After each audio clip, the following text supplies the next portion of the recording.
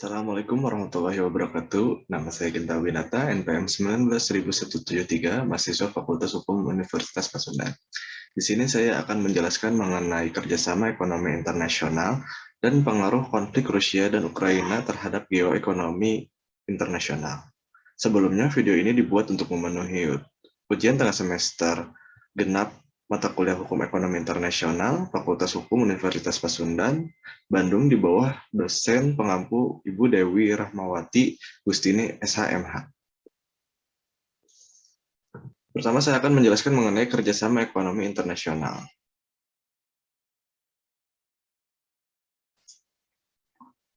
Pertama, pengertian kerjasama internasional dapat diartikan secara umum sebagai kerjasama yang melibatkan negara-negara yang ada di seluruh dunia maupun sebagian besar negara yang ada di dunia. Kerjasama ekonomi internasional ditunjukkan untuk dapat memberikan keuntungan pada masing-masing negara.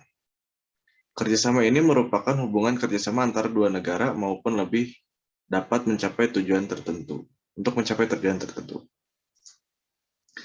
Bentuk-bentuk dari kerjasama sendiri, pertama ada kerjasama ekonomi bilateral atau kerjasama ekonomi antar dua negara. Kerjasama ini misalnya kerjasama publik-privat, track 1,5. Jepang Indonesia Cooperation Partnership for Innovative and Sustainable Economic Society yang dilakukan Indonesia dengan Jepang. Kedua, kerjasama regional, yaitu kerjasama ekonomi antar negara-negara yang berada di kawasan tertentu. Contohnya kerjasama pasar bebas masyarakat ekonomi ASEAN atau MEA. Kemudian kerjasama ekonomi multilateral atau kerjasama ekonomi yang melibatkan banyak negara tanpa terikat oleh batas wilayah tertentu. Misalnya kerjasama antar Indonesia dengan negara-negara Uni Eropa untuk berinvestasi di sektor pengembangan teknologi digital di Indonesia. Kemudian yang terakhir kerjasama antar regional, yaitu kerjasama ekonomi di antara dua kelompok regional. Contohnya kerjasama antara Uni Eropa dengan ASEAN. Kemudian tujuan dari kerjasama sendiri, kerjasama internasional itu pertama mempererat persahabatan. Tujuan pertama dari kerjasama internasional adalah untuk mempererat persahabatan antar negara yang menjalin kerjasama dengan mempererat persahabatan atau hubungan antar negara. Maka akan membuat negara-negara tersebut terhindar dari rasa ingin bermusuhan. Kedua, menciptakan perdamaian dunia.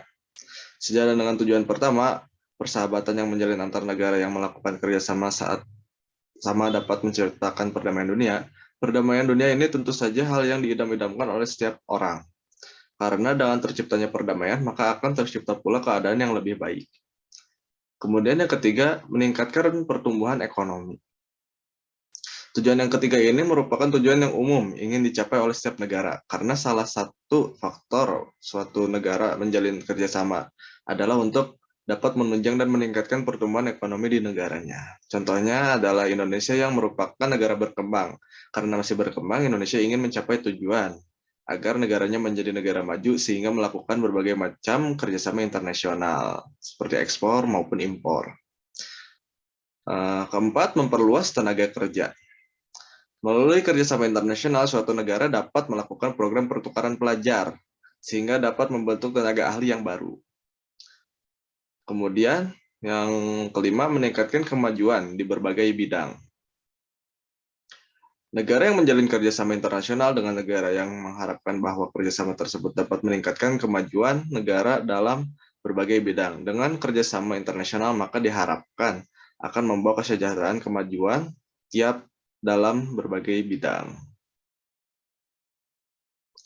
Yang keenam, untuk melengkapi kebutuhan negara tersebut.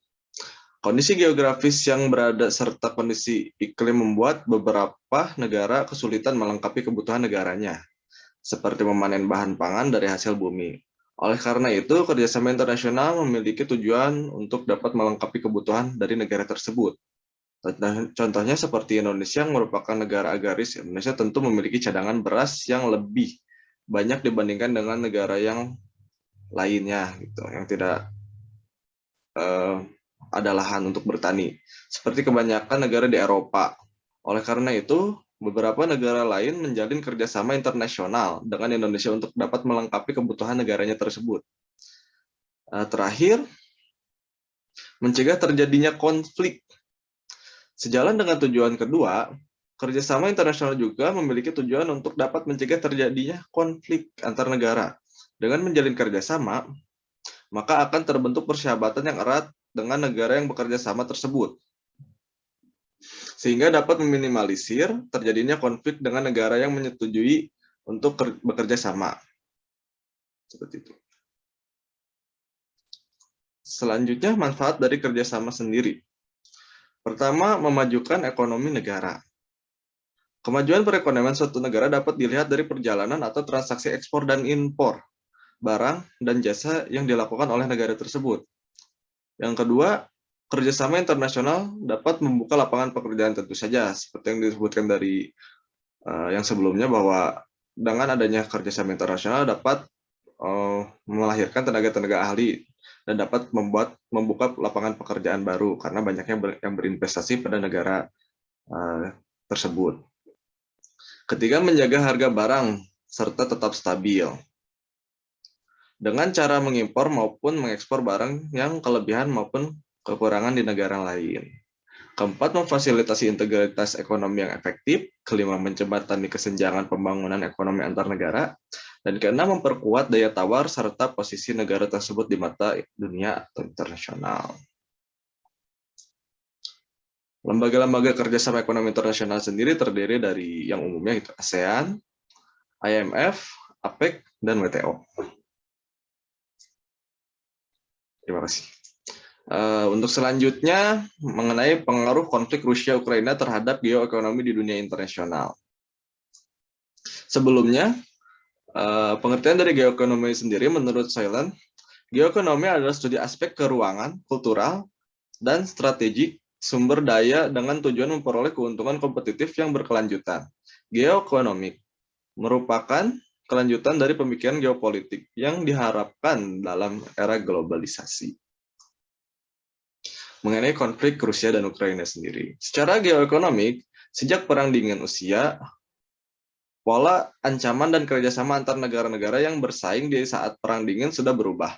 Hal ini berimplikasi cukup serius, sebab geoekonomik bukan sekadar hanya membicarakan bagaimana negara-negara itu bersaing secara ekonomi komersial, tetapi bagaimana juga mereka bekerja sama. Konflik Rusia dan Ukraina.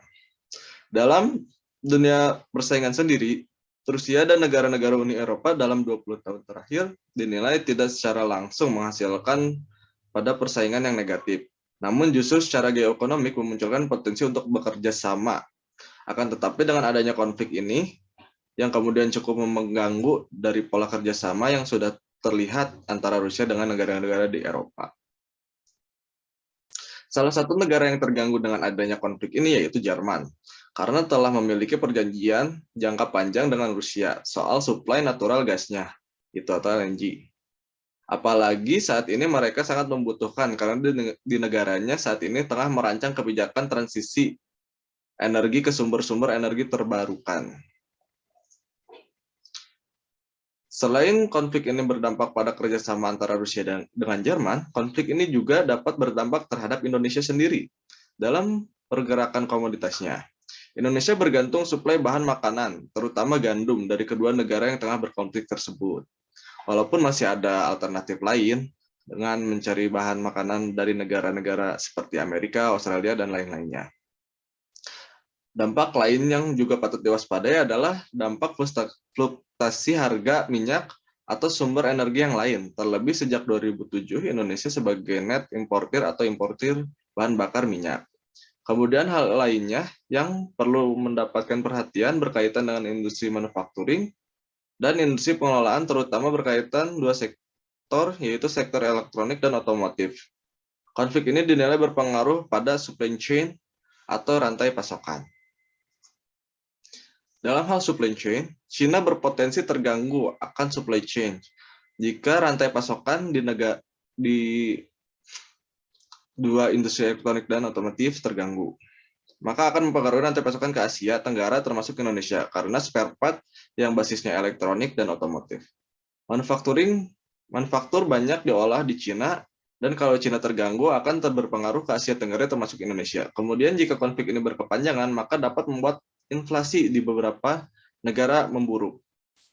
Karena jika minyak naik menjadi lebih dari 100 US dollar per barel, tingkat inflasi di Amerika Serikat secara tahunan bisa naik hingga 10%. Harga minyak yang tinggi tentu akan dibebankan kepada perusahaan hingga konsumen. Selain energi, komoditas lain dapat mengalami gejolak harga seperti logam, aluminium, dan palladium.